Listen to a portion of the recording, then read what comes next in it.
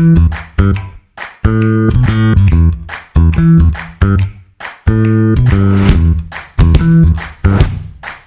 listening to the Common Fan Podcast, a Husker football podcast for the common fan, by the common fan.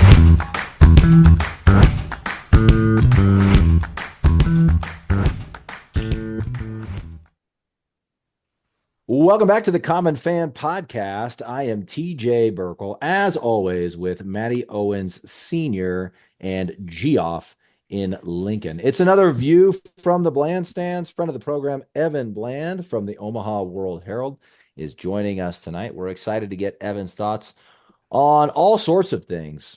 The USC game, the weekly press conference, the upcoming the upcoming Wisconsin game, and all sorts of stuff. But before we do that, you know what we're going to say, common fans.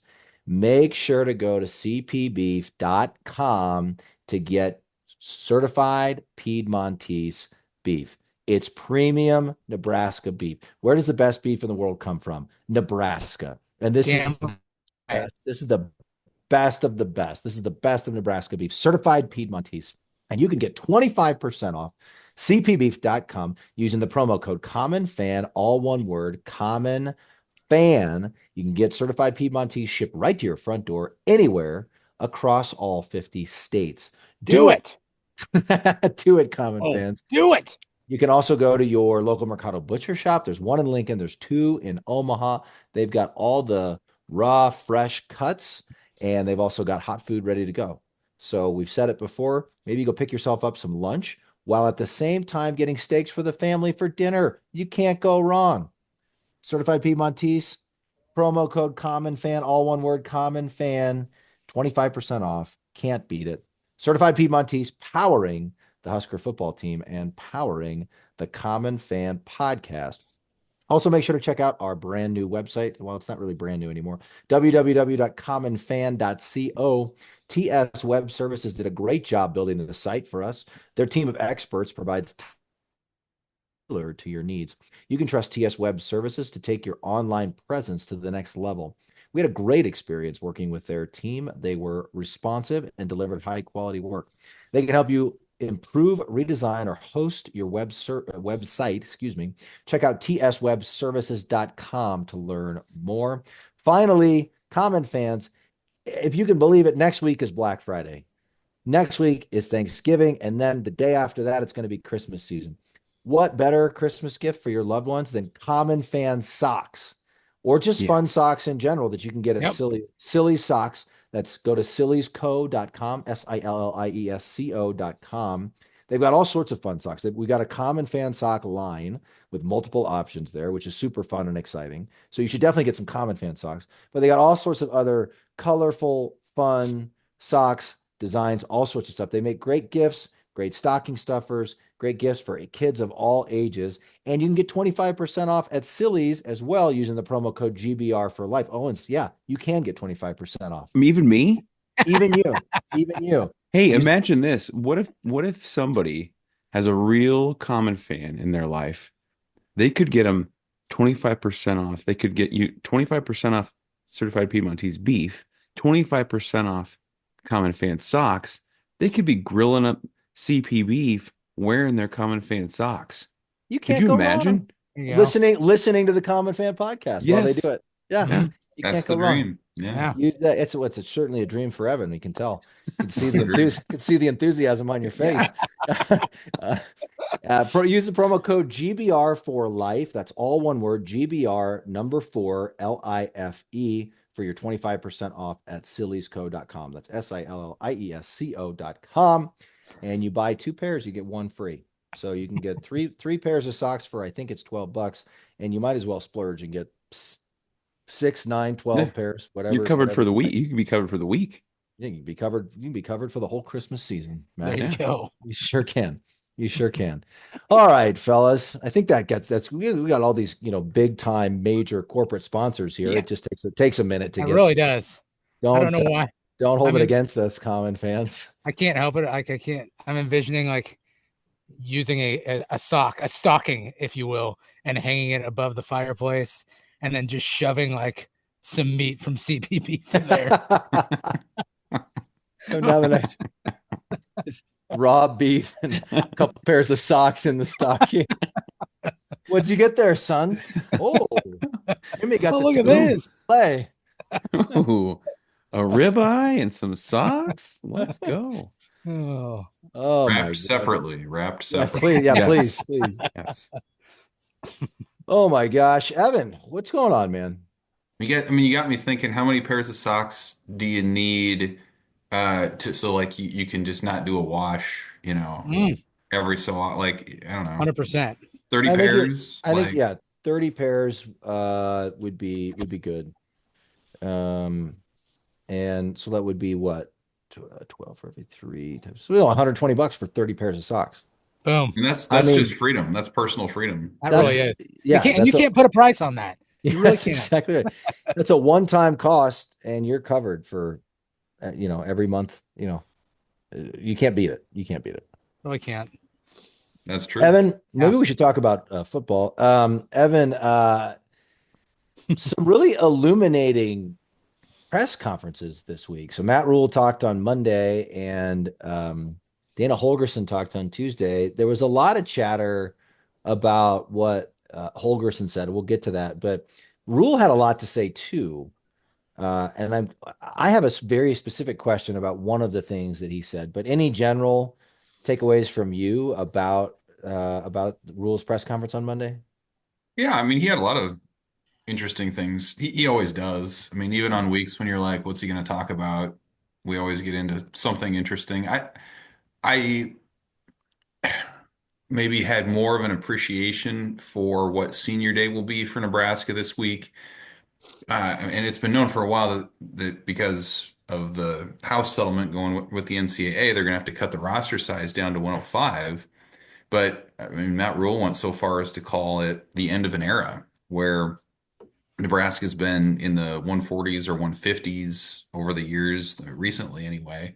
And so a lot of the walk-on stories that you've heard, a lot of the guys who've been in the program 5 or 6 years, maybe those stories don't happen as much. Maybe those guys start at a lower level of football and end up transferring up for 2 or 3 years. And kind of the example that has often come up has been John Bullock, who arrived as a walk-on local in-state kid who played safety for most of his career. And then when Rhule came, they said, hey, let's make this guy a linebacker. And he's been really good for the last couple seasons, including this one. So, I think that's fascinating to me. Like the senior days have already changed so much over the last 5 years. It used to be, hey, everyone here pretty much has been in the program for 4 or 5 years. And then it became, well, some of those guys have, plus these transfers. And now it's going to change again, where you just aren't going to have very many of those walk-on stories. So I thought that was interesting as it pertains to Wisconsin and just kind of taken in that moment. But I think his review of the offense under Holgorsen was interesting. And then he mentioned again like how important it is for the program to get to a bowl game, not necessarily just from an optics perspective, but because for the practices, for the seniors, all these different things, you could really tell like there's a sense of urgency to get this thing done with 2 games to go. One thing I thought was interesting, and I can't remember the question that prompted it, but was when he was talking about the defensive backs, not like it basically made it sound like they were freelancing out there. And he was saying I think he said those are day one routes that guys weren't covering, or he said it's like it's not. I think that was the line where he said, we're not cursed, we're not we're not that.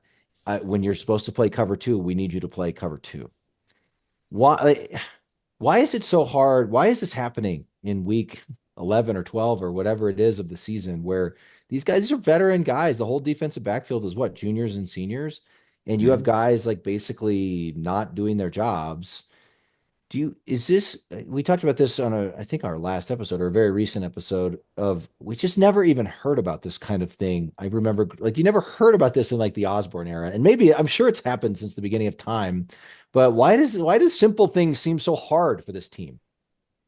I don't have an answer for that, but I know as it pertains to the different defenses that they ran. I think Deshaun Singleton, one of the starting safeties, said that there was a miscommunication where, much like on offense, the quarterback wears the green dot and can talk to the coaches. That's also the case on defense, and whoever was wearing it conveys whatever the call is to the rest of the team.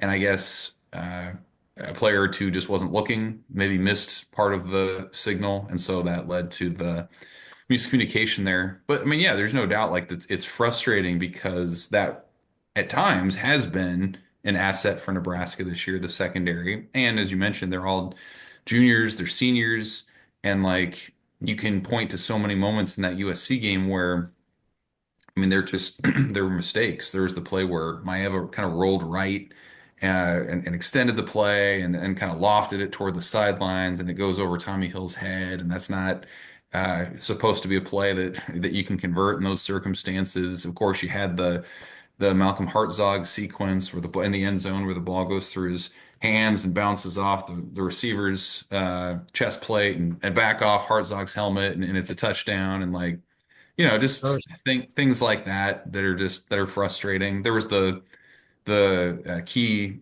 I think it was third and long conversion where the USC kind of had the ball bobbled up, and then the guy caught it on like the second or the third try. And so, yeah, I mean, I think it's just a reminder. It was sort of a microcosm of why this team is so frustrating this year, is because it's inconsistent. It's inconsistent at a macro level, and it's inconsistent really in most places at a micro level too. And the secondary is a great example of that. I mean, it's had its highs from Tommy Hill's pick six against Colorado and just some of the plays that they have made, even when they've been banged up. Sear Wright's been a feel-good story. He was good against his former team.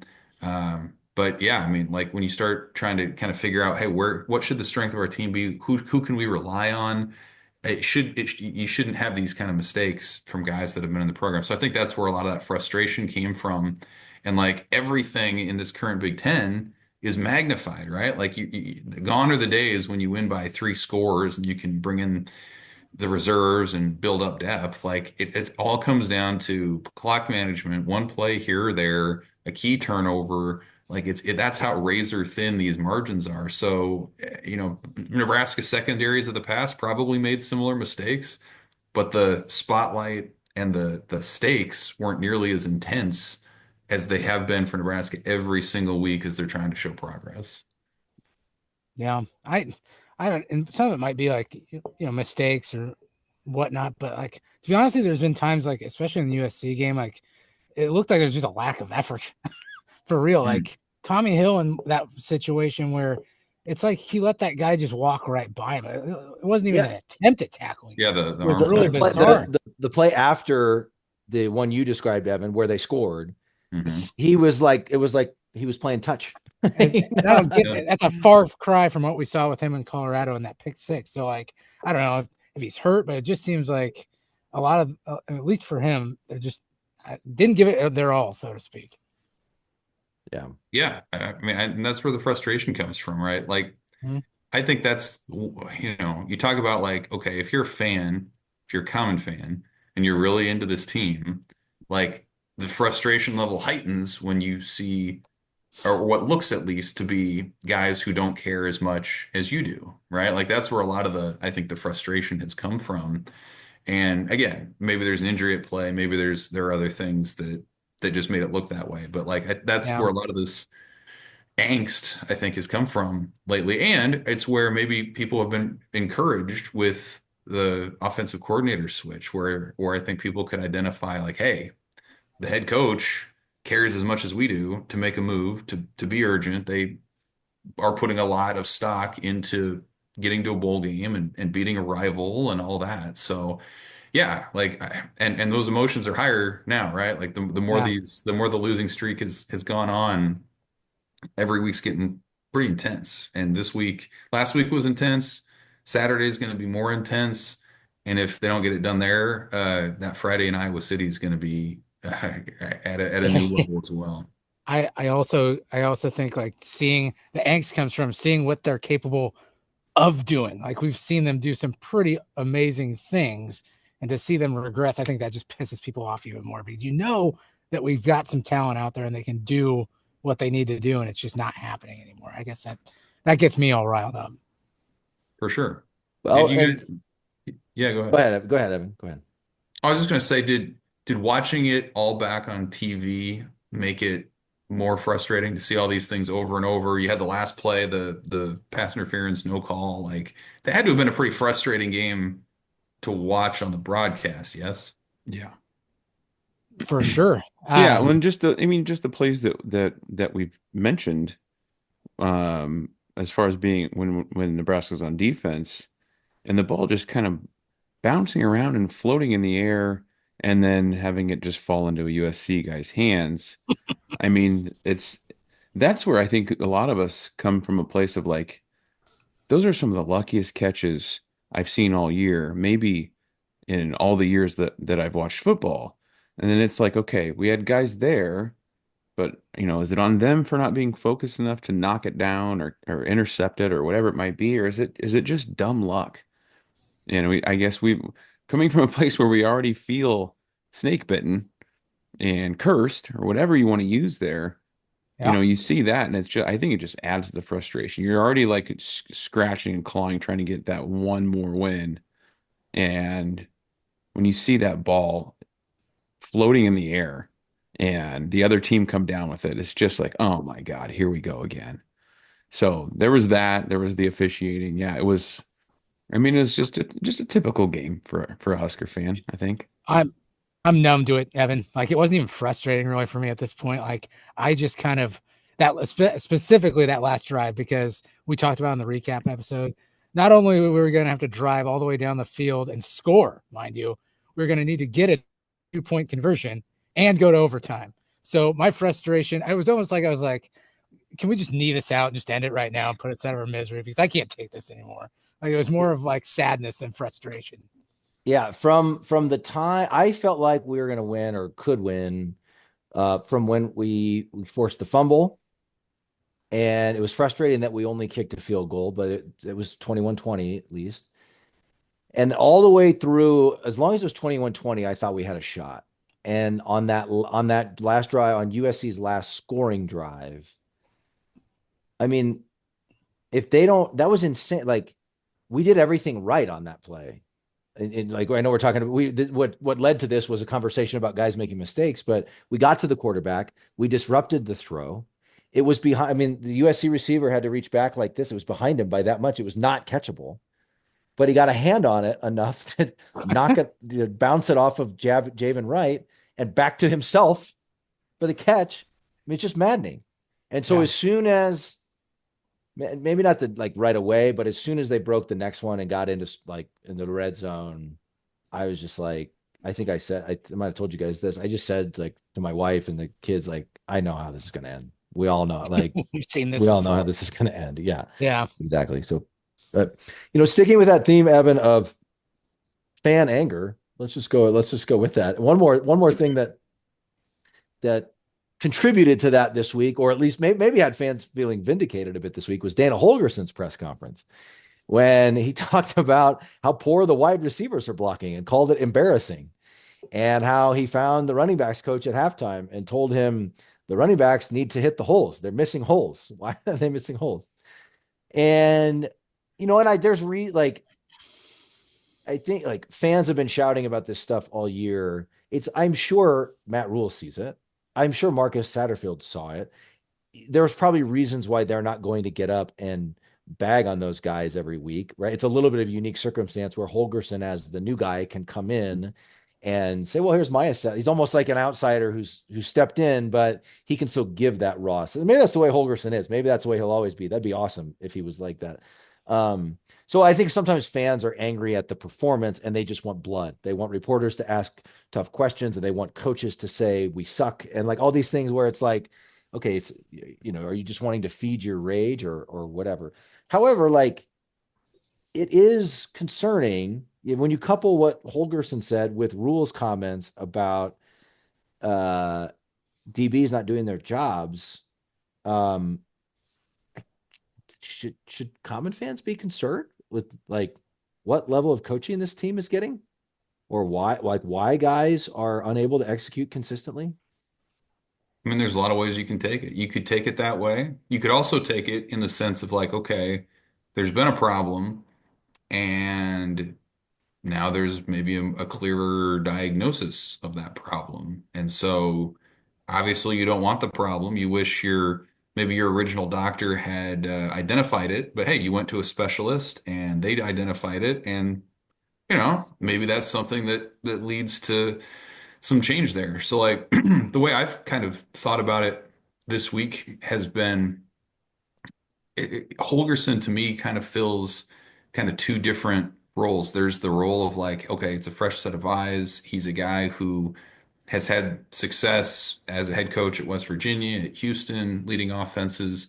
And so like he's going to have some perspective on how on what could change. So like for example, he said, hey, we need to get the ball out of the hands of our quarterbacks sooner.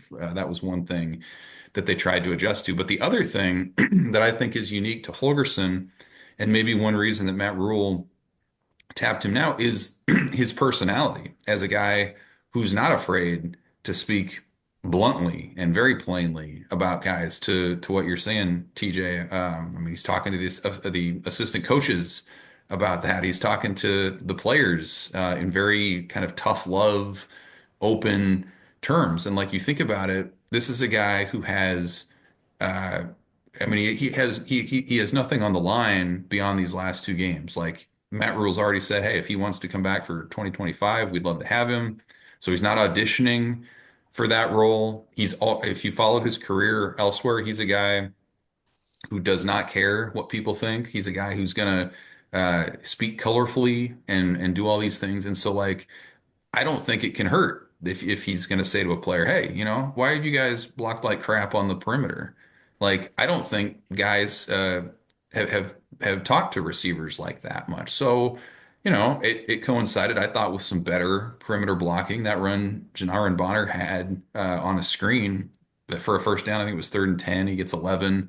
That was one of their best perimeter blocked plays, I think, all season. And so, maybe that shakes things up a little bit. Like Dana Holgorsen's that kind of guy.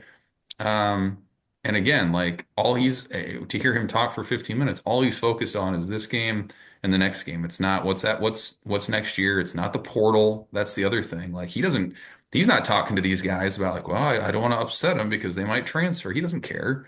He's going to speak what he says because he's here to do a job for 2 games. So I think there's kind of a dual impact that Holgersen's having, both from a schematic sense, but then also just sort of emotionally and just at a real base level where he can speak those things because of his background and get away with things that most coaches couldn't.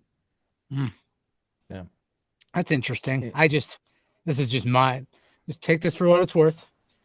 Well, it's coming from you, Jeff, so people can decide what that's worth, but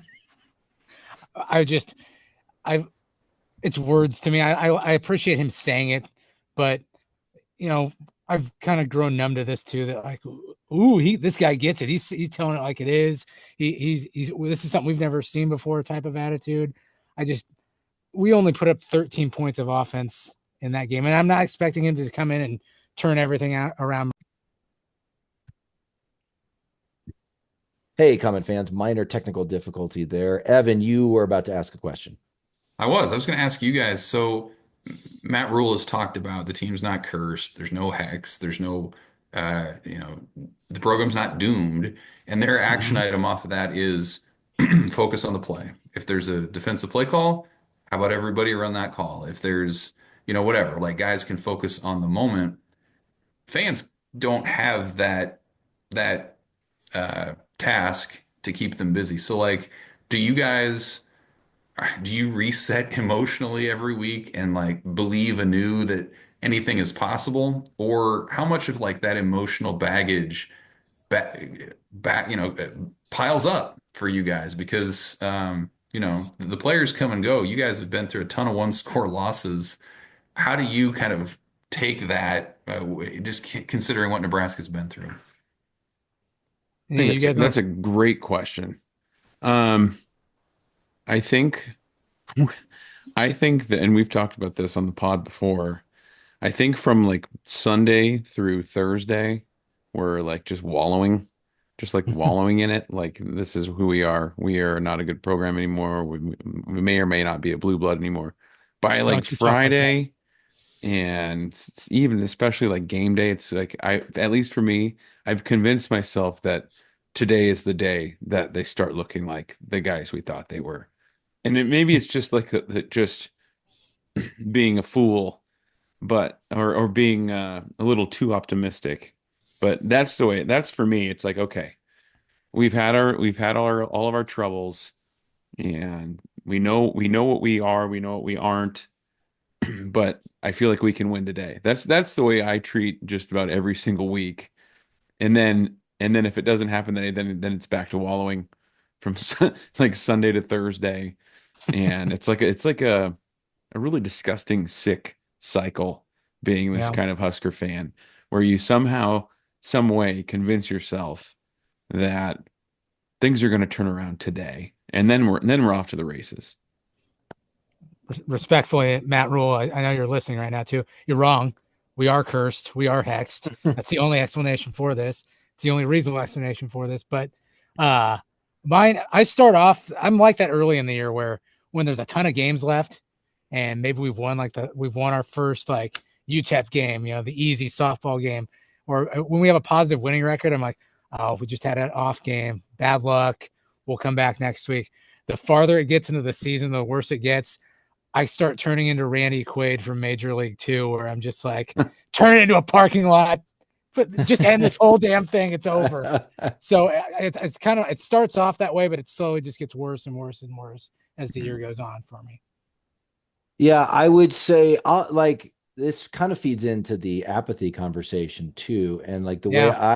I say is I don't, for me, it's not, there'll never be apathy for me. I'll never stop watching and and if you're watching, you're invested in what's going on. So you're like if you're watching, you're of course hoping that good things will happen. But I've sort of stopped believing. I think that's the impact, right? Is that you don't believe. I didn't believe we'd go down and score and get the 2-point conversion and do Exactly. something good in overtime Right. on Saturday. I didn't. I maybe had a little more hope against UCLA. I don't know why, because it's UCLA and Haarberg was doing stuff with his legs, and like also like at some point maybe like the football gods will shine down on us and somebody just a defender falls over and somebody could just run into the end zone or something, but like you just stop. And I have the same reaction as you, Jeff. Like I used to read everything. I guess I still pay pretty close attention to what people are saying, but you just kind of roll your eyes, even if it's a really good, if with a coach that's talking on a particular day is a good person and they're being honest and sincere and you don't feel like they're BSing at all. You still just kind of roll your eyes, like, well, just show it to me, please. Like, can we see it Yeah. on the field, please? So that's kind of the impact I feel like. Um, and it's also, we've talked about this a million times, even on the pod. Like, that Colorado win feels like 10 years ago right now. Oh yeah. Like Definitely a different team. I don't think, if you had asked Husker fans after Colorado, I'm not sure anyone would have said, "Hey, we're winning the Natty this year." But it was like it was like clear we're a better team now. We've turned a corner. This is Matt Rhule in year 2. Does that mean 7 wins? Does that mean 9 wins? Who cares? We're for sure going to a bowl game, and I know 7 wins is still on the table. But how many people believe that's going to happen? Right. We're Yep. holding our breath, hoping to God we can get the win against Wisconsin so we don't have to go into Iowa City and have bowl eligibility depend on that game, right? And so, this war's got to end sometime, right? Like at some point, this got to get better, right? But I think there's a lot of people that think kind of the way we've thought here the last couple of weeks is they can, but I don't think that yeah, they will, kind of thing, right? no, Like I judging by what I've seen from them, and I've watched enough football, I believe they can win the next 2 games. yeah, But and I think I'm not going to say I don't think that they will. I think they can. But I yeah. It's think there's not a that. lot of people that say they could, but I don't think they will, kind of thing, right? Yeah. What I'd love to see was one of these 2 games is for the Huskers to come out like 2022 Iowa, where we just like, what did we run out to, like a 4 touchdown lead? Like everything went our way that game. By the way, they still almost came back and won it. Yeah. Iowa almost came back and won it at the end. But like we won that thing. Like we just never have those games anymore. To your point, Evan, like, we're not good enough right now to win like that when we do win. But man, it'd be nice. Like we've laid plenty of eggs. Could we have someone like could Wisconsin, with all of their own dysfunction that they're coming to Lincoln with, could they just lay an egg on Saturday? Mhm. And could we put together some of our better 4 quarters of football and just have things go our way and have a 2 touchdown lead with 2 minutes to go? It's And the got to ball, happen eventually, right? yeah, It's got to happen it's eventually. got to happen eventually, right? Well, can we just stop being? I saw that. I can't remember who posted that. It was on X, but we seem to be everybody's get right game. Like we always get somebody's best shot when they're coming off of a multiple loss streak, and it'd be nice if we could have our own get right game. Like it just never Yes. seems to happen to us. Well, Everybody else gets it against us. It's like your comment, Jeff, an episode or two ago about how it's not that hard to get to a bowl game. Like we No. don't have Ohio State and Oregon for our last 2 games of the year. We have a 5-5 Wisconsin team. It's probably the worst Wisconsin team of the last 15 years. And Iowa was supposed to be better this year, and they're 6-4. They're pulling in Iowa, which we always make fun of them for. But like we're not being asked to beat a 95 version of the Huskers or something. Like Yeah, you can win one of these games. You can win one of these 2 games. More teams do this than not make bowl games. Yeah, like Maryland beating USC a few weeks ago. Yeah. Yep. Like just stuff like Minnesota that happens beating all the time. USC. Like, Yeah, stuff like that happens all the time. Can we just be on the right side of it for once? Yeah. Sorry, I told you guys last week I thought Wisconsin was the game of the last 3 that you need to get. And if they find a way to beat a bad Wisconsin team, a team that just like Nebraska has a new offensive coordinator that's very much inside its own head, then it would be their best win in at least 7 years because they haven't beaten Wisconsin since 2012. They could end that streak and qualify for a bowl game in one fell swoop on senior day. It's all on the table for them. And like you guys said, this is not a great Wisconsin team by any means. Their starting quarterback, from preseason or early season has been out with an injury. Their offense is not good, obviously. Their defense is pretty good. But like you listen to their interviews out of Madison this week, and I mean, they're searching for answers. Very similar to Nebraska. Second year coach, feeling the urgency, and they're coming to Lincoln. So like it's a huge opportunity. It feels like it's been forever since Nebraska's gotten a win, and it has. But I did some research on this for a story this weekend. 10 in a row, it ties for the second longest losing streak Nebraska's ever had against a single opponent. wow. And so, I mean, Wisconsin's been that team that's held them back in the Big Ten era. So, like, as frustrating as it's been, and as much as maybe people want to fast forward to portal season and potential coaching changes and all the rest, like, there's still a big, exciting watershed sort of moment ahead if they can figure it out against a team that is not Jonathan Taylor's not walking through that door. Braylon Allen's not walking through that door. Like they can be beaten, but Nebraska can't beat itself. Yeah. I want to talk about the battle of the dysfunctional programs in just a minute, but two other things I wanted to discuss with you real quick, Evan. One, I have beat this certified Piedmontese cow dead at this point, but I will not let it go. Delicious cow. I will not let it go. Has anybody asked Rhule if Haarberg will get shut up, Jeff. If Haarberg will get an expanded role and actually get to like have his run the offense for a series or 2 each half. Every time he comes in, other than when they do that stupid double pass thing that always almost leads to a turnover, but even that has led to first downs. But every time he comes in, he does something with his legs. He makes something happen. You want to roll with Raiola. He's the future. Fine. But after Haarberg ran that play, when he came in and ran for 12 or 13 yards in one play against USC, I thought, let's go. Let's let him roll with this and see if we get something going on offense. I don't understand you see other teams do this where they at least give the running QB a few more plays or a series here and there. Has Rhule talked about that, or has anybody asked him about that? And if not, could you ask him on behalf of the Common fans next time you see him? He was I think about a month ago, he had a Haarberg conversation, and he's very self-aware of like what the fans want and kind of the discussions. And so like he said, yeah, I know that people would like to see a little bit more Haarberg. And really what it came down to for him was he's like, I'd like to get a lot more snaps to a lot of guys. He's like, I want to get the ball to Corey Barney more. I wish we could get it to Carter Nelson and Thomas Fidone more.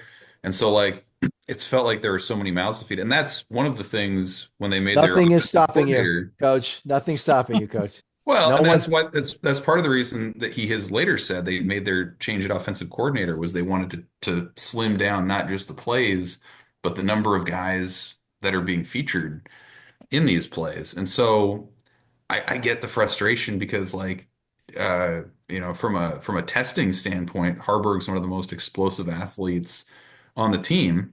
And so like I think it's a tough balance to strike because he's really good as like a change up sort of weapon.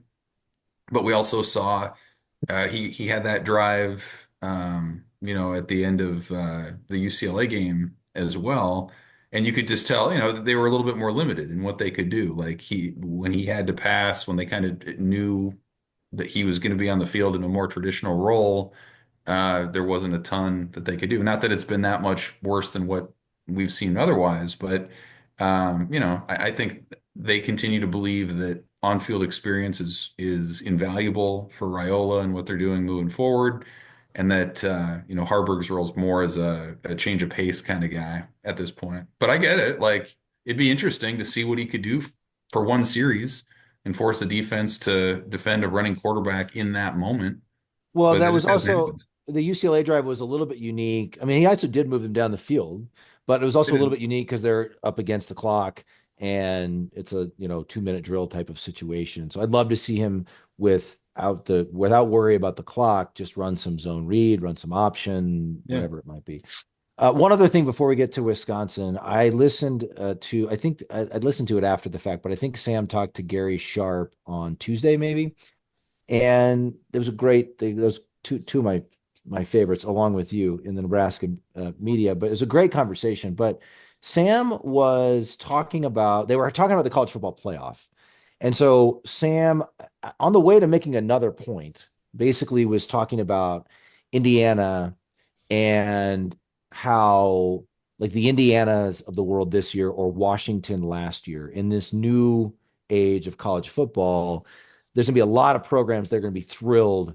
They're going to be looking for that like lightning in a bottle magical run that if you can have all the pieces come together and have that happen once every 10 years, they'll build you a statue like that. They'll be thrilled with that. Right. And in this new age of college football, his point was that's most programs. Right. And he said there are 5 or 6 programs that can say every year, oh, we need to be getting to the playoff. That's our benchmark and we need to be getting there every year. And then he he moved on. Like he was making another point. That was kind of an aside to a point he was making. But so the conversation went in a different direction, but it got me thinking we could all probably list who we think those programs are, right? Ohio State would certainly be one of them, Alabama, maybe, a couple of, maybe Penn State, maybe Michigan, Georgia, maybe Oregon, sure. Georgia, right? But it got me thinking, like, can Nebraska, I think Husker fans would still say that should be the expectation. That's the long-term goal. Like we should not quit and we should not stop firing coaches until someone comes in and has us going to the playoff every year, or at least in the playoff conversation every year. That feels really far away right now. Do you think Nebraska could get to that point in the next 50 years? I mean, who knows? Who knows when we'll be playing? Yeah. Who knows when we're going to be playing football 50 years from now? Did you purposely leave Notre Dame out of like your list of teams to make the play? I'm just curious. Yeah, I'm just wondering. you know what, Jeff? They didn't even come to mind. They're an afterthought. It didn't even come to mind. Just checking. Okay. Yeah, good question, Right. though. Thanks for Yeah, thank you. asking. Mhm. Well, Thanks yeah, for I the mean, clarification. you Appreciate it.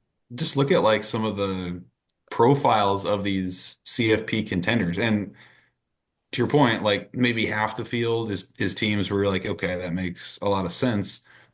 But you also have BYU is in that mix. Army is still undefeated, playing Notre Go, Dame this go, weekend. go, Army. Um, Colorado is Watch that sneaking mouth. back into that conversation. Indiana, of course, is the poster child for what this can be. And so, yeah, I mean, it kind of feels like when you're resetting your roster every year, some years you're going to hit, like Indiana did, like Colorado did, and some years you're going to whiff. And incidentally, Colorado whiffed 2 years ago. And so, like, they just kind of reshuffled the deck and were dealt another hand. And hey, this one turned out to be better than the last one. And so, it just changes the conversation because 5 or 6 years ago, when you have a new head coach, it was always about, well, you got to let him stack recruiting classes. You got to at least give him 3 or 4 years to get the guys in the program. Now you can get your guys in the program in an off season. I mean, that was the fuel for Kurt Signetti in Indiana, was bringing over whatever the number was, more than a dozen of his guys from James Madison. And so you don't have to reset your culture or teach that anew. You just bring the guys with you. And so that was something, it was a different strategy for Nebraska where one, Matt Rhule's not able to bring half the roster of the Carolina Panthers with him. But then beyond that, he didn't run off the guys that were there either. And so a lot of Nebraska's players still predate him on the roster. I mean, they were there in 21 and 22, and you look at the senior day and you've got a bunch of guys who are in their fifth or sixth years. And so I think there are a lot of different paths to winning in modern college football. It's not about just being in the top four anymore.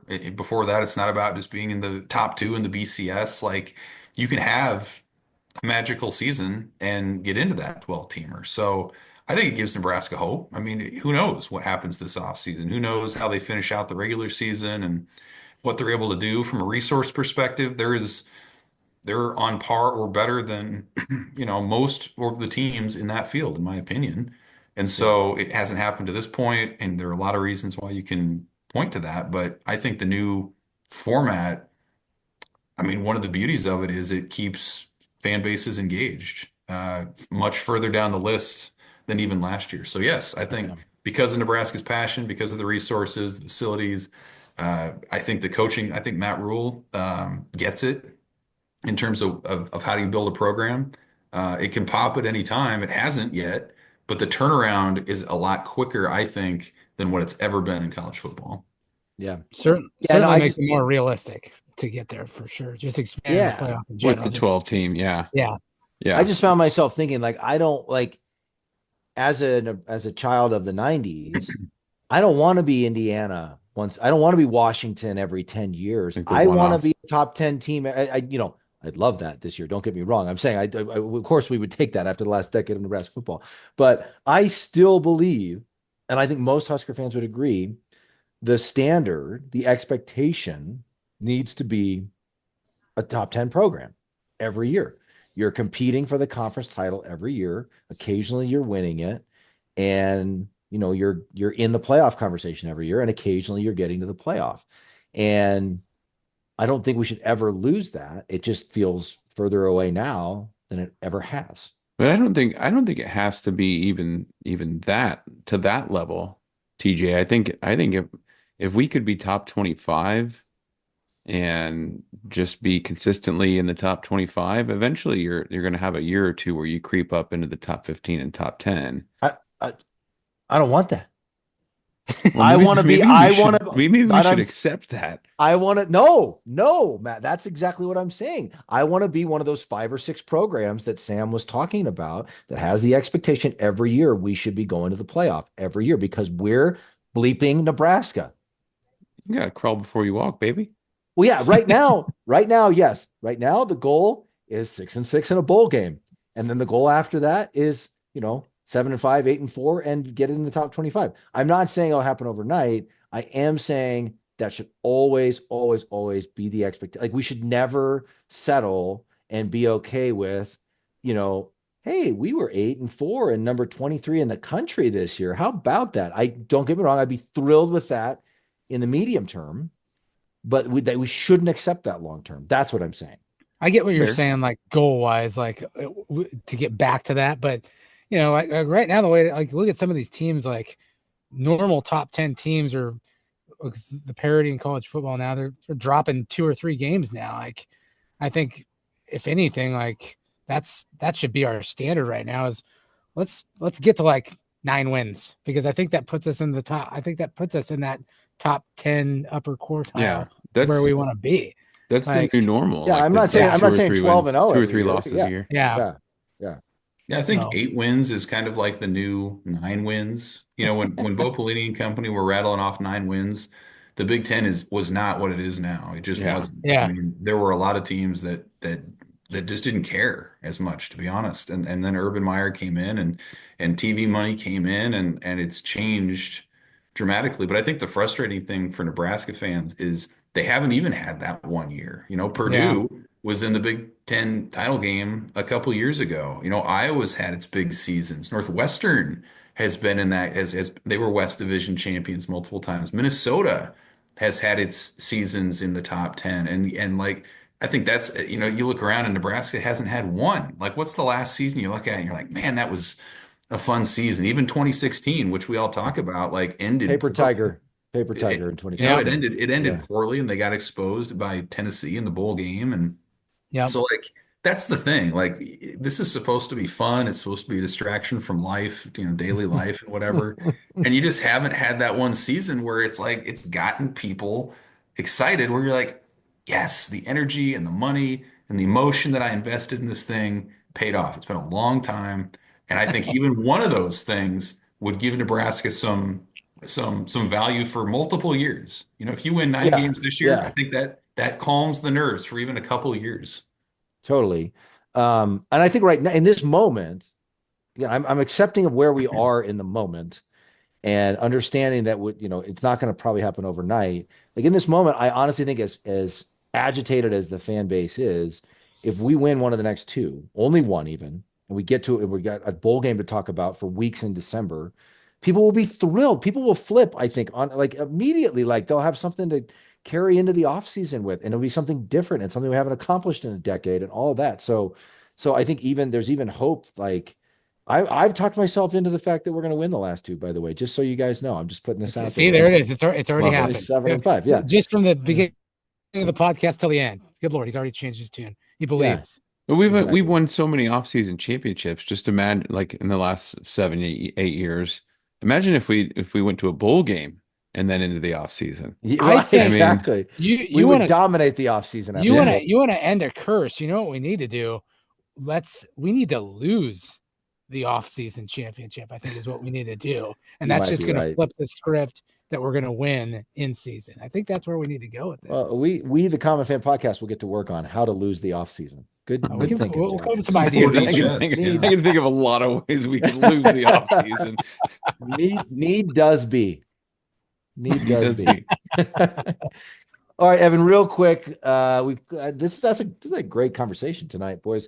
I guess we should talk a little bit more about Wisconsin. So their big news a week after Nebraska did it is they fired their offensive coordinator and promoted a guy internally who's never called plays. It's funny, like seeing the quotes out of Madison. Like Fickle was asked who's going to call plays, and he had some line that was like, "Why does it matter? Yeah, Is it doesn't matter. just someone for you guys being the media, you guys to point a finger at?" And it's just like, I mean, Oof. that's a pretty normal question for someone to ask who's going to call the plays. Yeah. Easy there, Luke. And so it feels like they're dealing with a heaping dose of their own dysfunction, and it'd be great if that could just work in Nebraska's favor this weekend. Well, it reminds me a lot of 2 years ago when they had fired Paul Christ and they had Jim Leonard as the interim, and Nebraska also had an interim in Mickey Joseph, and those teams played, and Wisconsin never led until the last 35 seconds of that game, and they found a way to pull it out. 14-3, Huskers led 14-3 going in the fourth quarter that day. Right, Sorry, they were go up ahead. 11. Yep. So like this kind of has vibes of that a little bit. I mean, it's in terms of especially what you hear out of Madison, just a lot of self-searching. I mean, Fickle talked for 20 some minutes and didn't get a single question about Nebraska. It was all about the OC and philosophical questions and things like that. And so, they come in a really like it's almost like what's the value of history in that sense? Like I think they just assume that they can come and beat Nebraska because, the Freedom Trophies had like an entire childhood on their campus. No So, shit.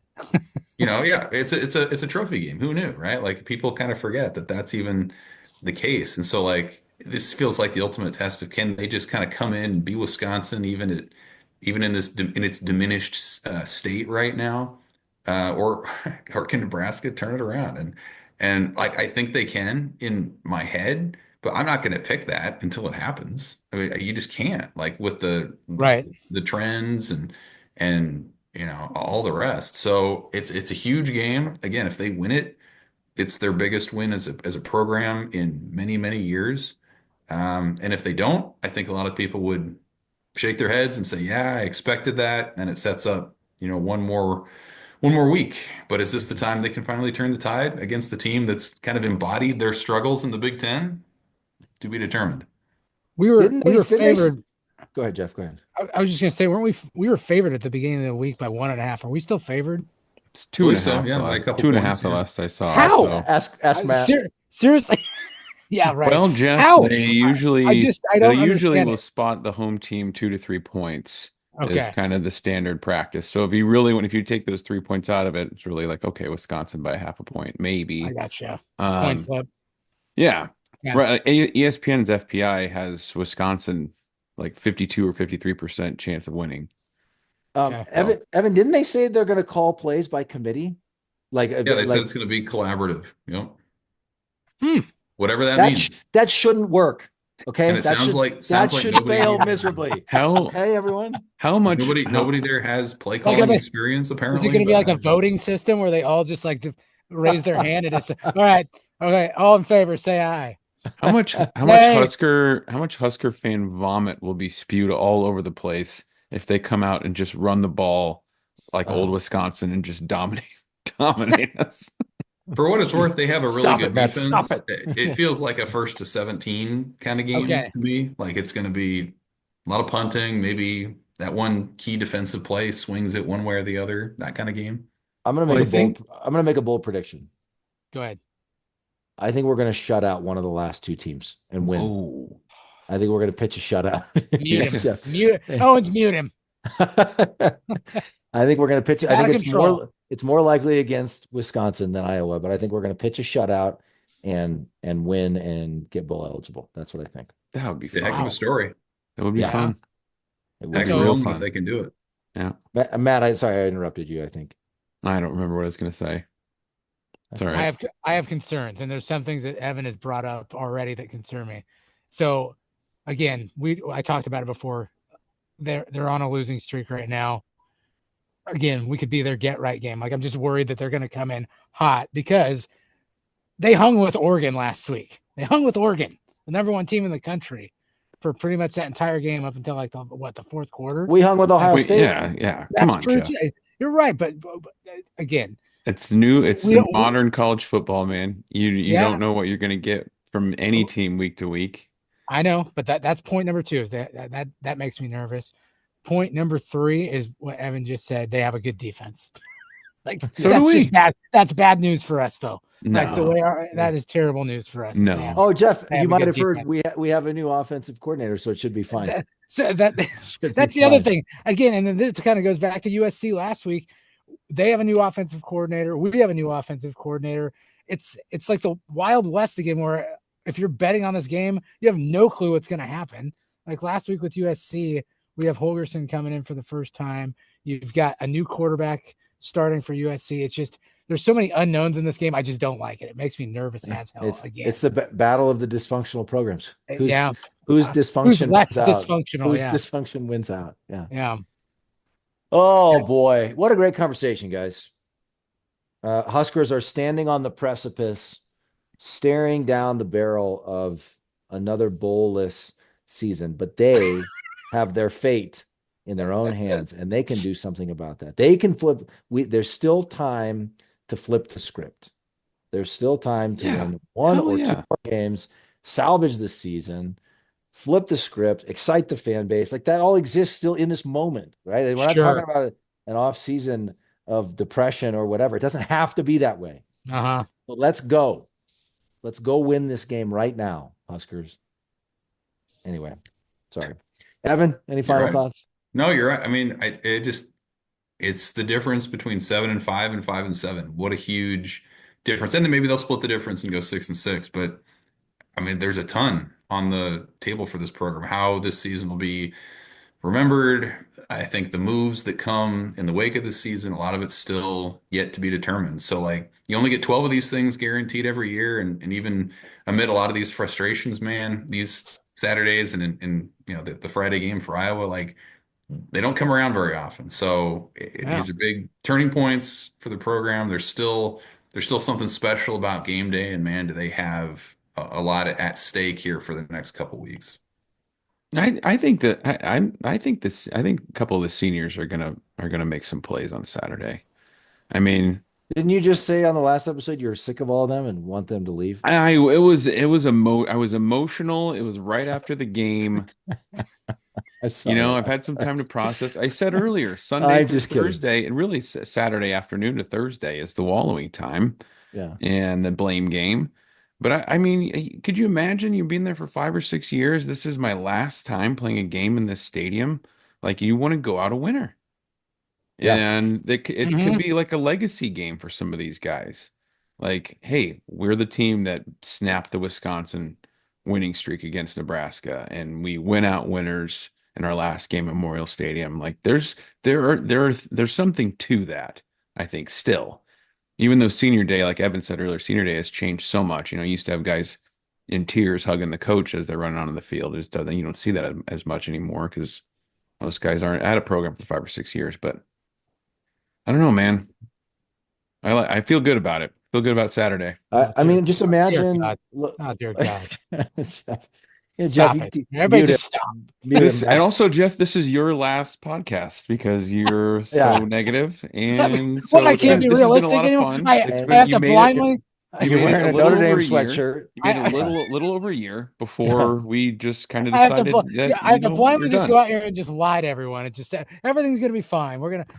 No one's lying. This is an opinion. This is an opinion show. Well, then my opinion is that there is no hope. We're not winning this game. It's not happening. Your opinion sucks. Your opinion's wrong. It really does. Common fan, send us an email about how much Jeff's opinions suck. Yeah. commonfangbr@gmail.com. Let us know. Subject line, Jeff's opinions suck. I know I had something I was going to say. I totally lost it. Jeff. I'm sorry. All right. It's Jeff's fault. Well, no, just imagine. The truth hurts, TJ. Like, I feel like if you had told some fans 7-5 before the season, they would have been disappointed in that. Imagine 95% of the Husker Nation will be elated if we somehow won these last two. I mean, talk about a way to still flip the script and like do it against two of our biggest problem children in the Big Ten, two of our biggest sort of thorn in the side rivals with Wisconsin and Iowa. I mean, even getting one of them, I think most people will be pretty happy and excited about a bowl game. Man, win them. Okay, I'm getting way ahead of myself. 1-16 against Wisconsin and Iowa in the last decade. Oh, geez, Evan. When you put it like that, that's how big those two wins would be. Yeah. Why would you say that, Evan? Just add that to my list of things. It just heightens the excitement and joy if and when that. It's just gonna make it even more special. Now you have the context, so you're welcome. Both of these teams we have left have flaws. We're flawed. Yeah. They're flawed. We're all flawed. We're all flawed humans. Yeah. You know what? Broader speaking, there's some perspective. We all have our flaws. Well, maybe I'm a little crazy too. I'm a little sick in the head. You know what? I dig it. Wedding Crashers reference for the younger common fans who are watching or listening. All right, let's get out of here. Yeah. Man, some fantastic conversations tonight. Evan, thanks as always for joining us. Strap in, common fans. Get down to Memorial Stadium. Even if you don't have a ticket, find some friends to tailgate with everybody needs to be on board to get this 6th win. So everybody strap in. Let's rock and roll. Dial in. Get focused. Jump in the cockpit. We're going to the Vandelay Industries Bowl in Sheboygan, Wisconsin on December 14th at 10 a.m. And we're going to be thrilled about it. We're pulling the kids out of school. Pulling the kids and out of eggs. school. We're doing the whole thing. We're doing the whole thing. Yeah. All right. Thanks to Evan Bland for joining us. Another fantastic view from the Blandstands. Thanks to Matt, not so much Jeff, for another great episode. I love you. I love you, GF. We'll be back at you soon, Common fans. Next time we come at you, Matty O and Tej at least are saying the Huskers will be bowl eligible next time we have. We're going to do it. All right. Have a great week. Have a great weekend, Common fans. In the meantime, as always, GBR for life.